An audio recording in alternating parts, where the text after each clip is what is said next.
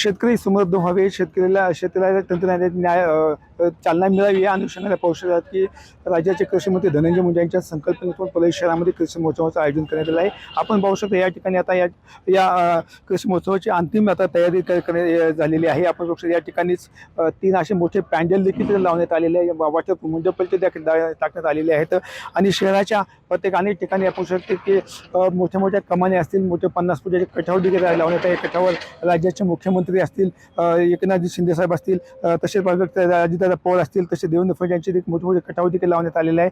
आणि आता या कठावच्या गेल्या येणाऱ्या 21 तारखेला राज्याचे मुख्यमंत्री आणि दोन्ही उपमुख्यमंत्री यांच्या हस्ते कृषी महोत्सवाचं उद्घाटन करण्यात येणार आहे आणि या सगळ्या अंतिम टप्प्यात आलेले आहे।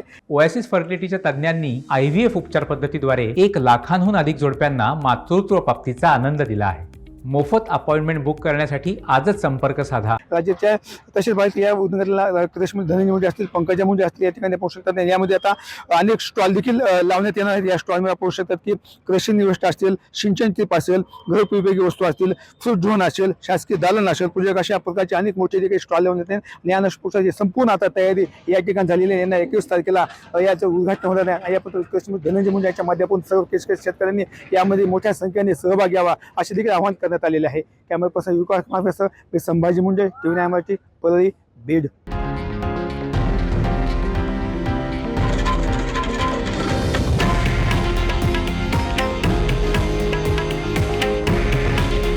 हे आहे देशातील नंबर 1 न्यूज नेटवर्क आणि आपण पाहत आहात TV9 मराठी।